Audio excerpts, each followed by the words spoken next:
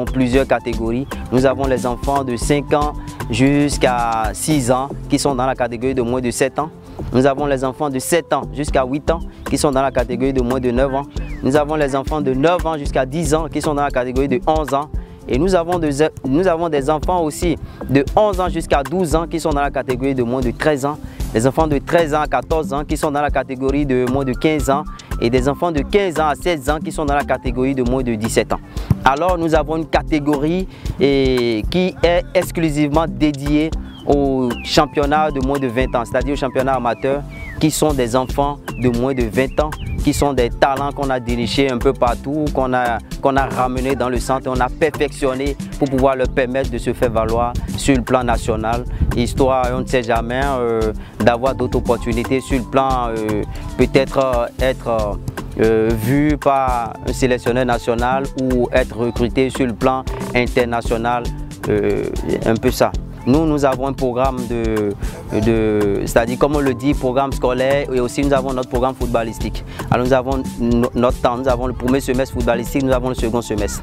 Le premier semestre, quand on finit le premier semestre, nous faisons l'évaluation sommative et nous donnons des bulletins aux enfants parents, ce qui leur permet, même aux parents qui ne viennent pas souvent, de voir comment ça se passe, comment leurs enfants travaillent. Et aussi, lors des évaluations sommatives, nous obligeons les parents à venir et assister à cette évaluation, ce qui fait que la présence de tous les parents est effective à chaque instant. Ça permet d'apprécier et de poser des questions s'ils voient qu'il y a des choses qui ne vont pas ou des choses qu'ils n'ont pas compris. Ils posent des questions par rapport à ça.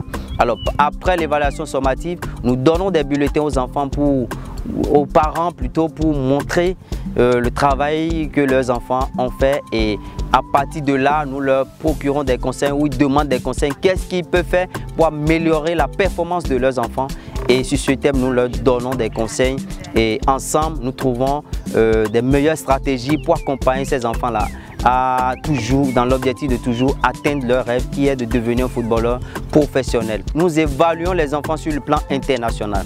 Et ça fait 3 ans que nous avons commencé cette initiative. La première année, nous avons fait un tournée national.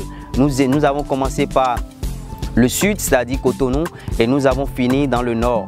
Et nous avons fait 2 semaines au nord pour les tournées internationales en livrant des matchs amicaux contre d'autres centres de formation pour voir le travail. Est-ce que le travail qui a été fait a été vraiment assimilé, et qu'est-ce que les autres centres, qu'est-ce que les autres académies sont en train de faire de façon extraordinaire et nous pouvons copier, et qu'est-ce que nous pouvons donner à d'autres académies pour qu'on puisse tous apprendre, parce que dans la vie, vous le savez, on ne finit jamais d'apprendre.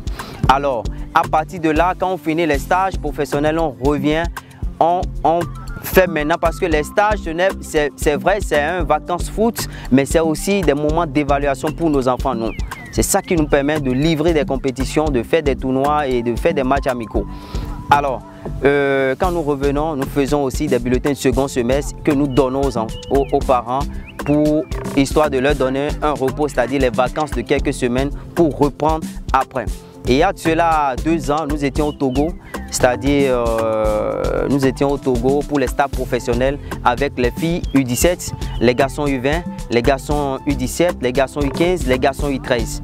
Je pense que ça s'est bien passé, nous avons fait des compétitions, on a joué contre différentes académies de Togo et des académies qui sont venues aussi de Ghana jouer au Stade Kégué avec nous. C'était bien, c'était très bien organisé et c'était très bien. On a fait 2 semaines et nous sommes rentrés. L'année dernière, nous sommes allés au Ghana pour les stages professionnels et nous avons fait 10 jours. Et les stages au Ghana, nous avons beaucoup appris. C'est-à-dire on n'est plus dans le domaine francophone, on est au Ghana. Et il y a d'autres manières de faire. Ça nous a permis d'apprendre aussi et ça leur a permis aussi d'apprendre de nous. Et c'était un rendez-vous du donner et de recevoir, ce qui nous a permis de faire un partenariat avec un centre de Ghana qui, en son thème, a recruté 2 de nos garçons de moins de 17 ans et 1 de moins de 20 ans. Qui aujourd'hui évoluent au Ghana à Atram, les 2 garçons. Récemment, ils étaient même appelés pour la sélection nationale scolaire, dont ils sont rentrés. Actuellement, ils sont là, ils ont encore 2 semaines au pays pour repartir. Donc, nous avons de ces petits shows, pour ne pas parler de nos enfants qui ont représenté le Bénin pour les différentes compétitions internationales. Nous avons un garçon qui a été en UFOA U17 la fois passée, Jérôme Agossou, qui était de l'autre côté du Ghana.